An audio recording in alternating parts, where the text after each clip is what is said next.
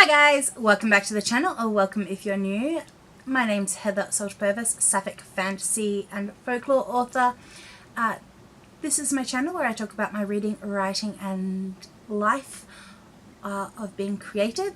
And today I thought I would take you through the 26 books I want to read in 2026 and how they're going to take me somewhere darker and more luscious of my reading. So 2026 is going to be a bit of a transition year here in my creative world, as I have really, upon reflection in the last quarter of the year, decided that this is where I want to go in terms of dark, gothic, lush, twisted stories.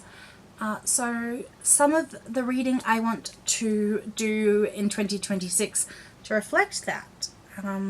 I have mentioned in previous videos that I am doing a bit of a rebrand to really niche down into sapphic fantasy and folklore, and we're changing it a bit to really align with my rebranding of letting love bloom in the dark. So these books are going to help me guide through the craft as I write towards my darkest book yet. If you want to follow along on my journey, please hit that subscribe button, give me a thumbs up. I also will have my newsletter linked down below for some very exciting information that's coming up.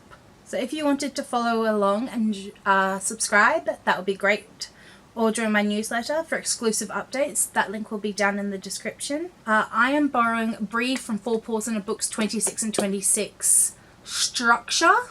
So she's actually broken it down into 4 categories with varying numbers of books in each of them. I have figured out this is one book a fortnight, which is going to be great. I will have an overall reading challenge video coming up very soon as well, if you want to see that. So I've organized these into the 4 categories that tell a story in terms of how I want it to go, from sapphic romance and folklore to the darkest horror. I also want to support my local Indian self-published authors here in Perth mainly. I think there may be one Queensland author in the mix. But predominantly these are authors that I have really formed good friendships with and attended a few events with in 2025. I'll be doing monthly wrap-ups where I'll talk about my reading and writing and other content that I've been consuming and enjoying. But let's dive on into the video and I will let you know what books I'm picking up for these categories, and if you would like to recommend any, I'd be more than happy to listen.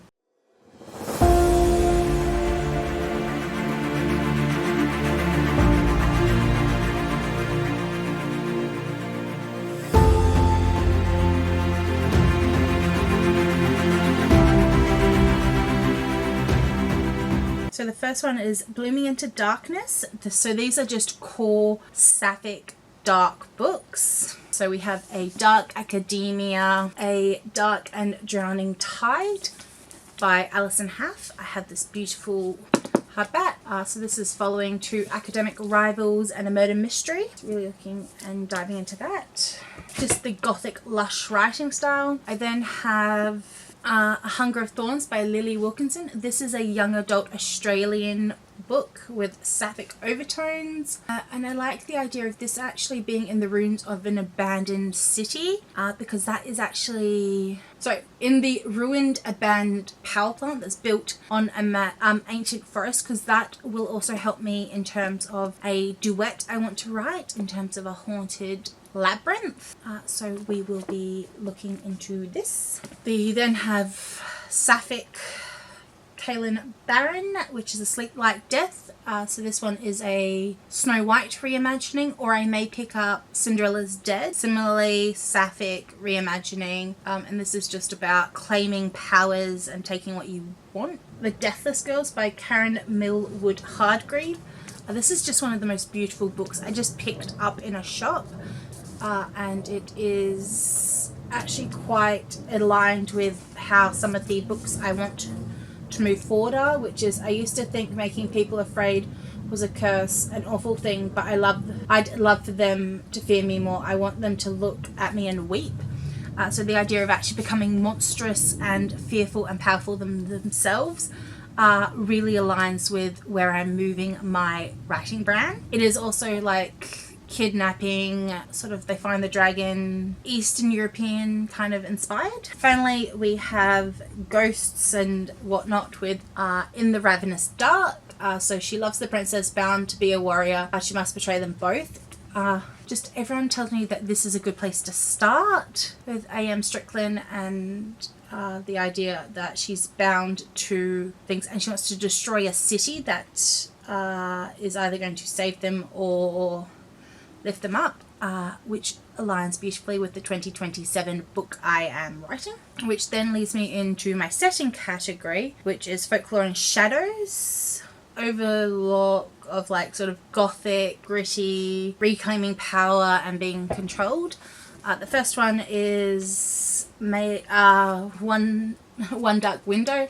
I did read Rachel Gillen's The Night and the Moth in 2025 and loved the writing style. I like this one specifically as a gothic fantasy because I do want to sign like gothic atmosphere and the idea that they are compelled to go with monstrous things to save themselves and a city. Similarly, another dark academia is A Sword of Shadow and Deceit by Lucille Dart. So this is the mortals but not human, and divine but not gods. So just love the idea of this one in terms of the gods always wanted wicked creatures to play with their toys. So yeah, split from the sky, basically reclaiming control and having secrets aligned. Similarly, this is Fear the Monsters We Wait. If you're not terrified, you're doing it wrong. So Shields of Sparrows by Devin Perry. I also just really want to read this, so I'm not going to be afraid of doing it. What if for the first time she reached for it? The idea of actually becoming monstrous and weaponous yourself is really an overarching like theme I want to start exploring in terms of not running from darkness, but actually embracing it and reclaiming it. And some of these books have sequels coming out, or I own the sequels, so I want to get to these to then see if it's something I want to either pick up the next book or unhaul the next book. Similarly, we have Dragonfall, which is the last male dragon and a desperate thief bound to save the world or shatter it. The closer they become, the more risk of gathering the worlds to shatter it. So dragons. I also like dragons. This is a slightly different take on them, so really want to get into this. We then have a folk horror gothic sort of Peter Pan-esque story from Kelly Andrew, which is Your Blood, My Bones. So a twisted romance about loyalty and fate.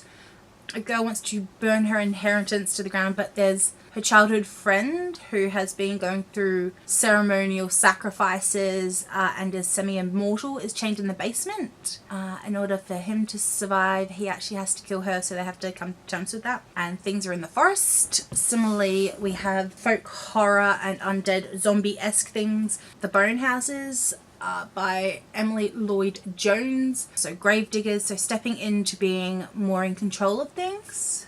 That leads me to the third category, which is the darkest reads. So these might be interchangeable in terms of things, but some of them are just I want to read them, so I'm going to read them as well. And is Long Live Evil. I am also working on sort of a portal fantasy, so I want to see how some of them are done, which is why this one is also here. The idea that our main character wakes up in a different, well, the fictional world of her favourite book, which leads to some other things. But this is villainous, and she becomes the villain in the story. And women taking back control and being villainous, tick up my alley. The next one is The Serpent and the Wings of Night. I have quite a few Carissa Broadbent books. I've not read any. One, I want to read them. Two, this is, you know, trials, tribulations, taking back control. Is why I'm picking it up. We then have Young Gothic by A.M. Bennett.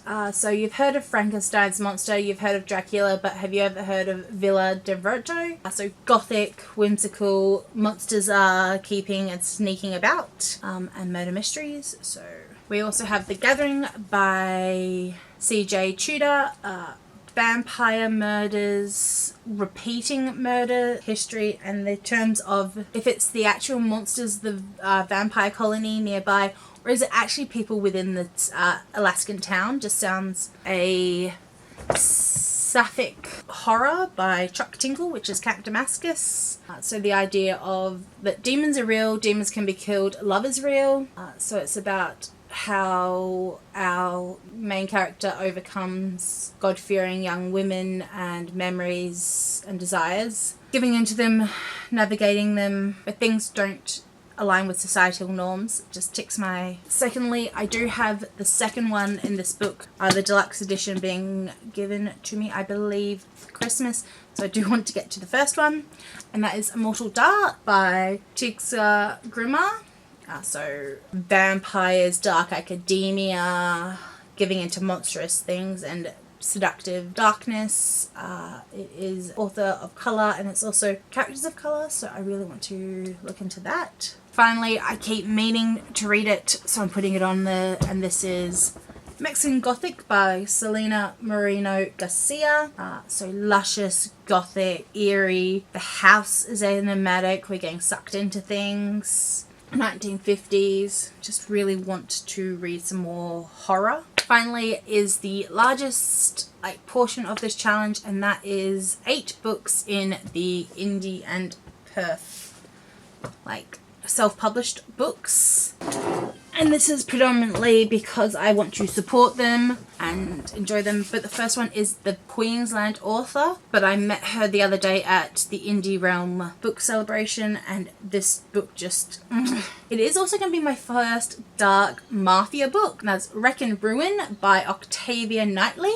So Ariel is in a gilded cage, and Ezekiel is like a phantom within mafia, and no one knows they exist. They're thrust together, and dark gothic Little Mermaid retelling. Just next we have the sequel's also coming out very soon, so I want to get to this one as well, is The Blood of Titan by Vanessa Joyce, who also writes horror, so I just really want to support them. And this is about uniting different people and actually whether you can trust people and using desire as a weapon. So that ticks that box. We then have Dark Academia and Succubus. That really clicked it for me, and that is A Lesson in Curses by Ash Harrier. This is also a pen name for someone else, and she has been a really big supporter of my writing forever. She actually came to my first ever launch, so I want to support her back. We've got Heretic Behaviour, covers stunning, so we're following a Midas retelling, which also aligns with some reimaginings I want to do about ruthless merchants and old twisted myths brimming with court intrigue and adventure. We then have another sort of court intrigue, Does She Know the Truth? And that is A Kingdom of Curses, The Emergence by Danielle D. Drummond. The second book is out as well, and I have that, so I do need to get to both this one and the sequel. But I'm just putting that in as, and it's the original Sin novel, and we both attended our first in-person author event together, and we were sitting next to each other, so just really want to support them. And then we have Mystic City, Souls and Spirits by Isabel Flaley. So this she has sold as Crescent City. So we've got, a human who's met with a Grim Reaper, and just intrigue. And can one human girl hold the key to saving the afterlife or destroying it? So just up my alley, sounds really interesting, and want to dive into that. Similarly, one of my favourite sapphic duologies I finished this year came out with a prequel, and that is Vow of Blood. So we are this book set 10 years before the first book, and it's blood, carnage, and revenge. So up my alley. And finally, we have the first book in the Fae Court series, Natasha Madden. Beautiful cover. The Last Druid. Yes, portal fantasy, a woman coming into power, and just generally beautiful. I have loved the other books I've read by her, so just on to the next one. So they are 26 books I am prioritizing getting to in 2026. I have worked out it's a book every fortnight, so some of these are very chunky, some of them I will just snuggle up and read quite quickly. So I would love for you to tell me if you were to put any of those in the categories, what you would recommend, and which book you would like a more in-depth reading vlog on, craft vlog, or even an author interview, especially for the last 8. So without further ado, let's let love bloom in the dark, and I will see you very soon with a new video.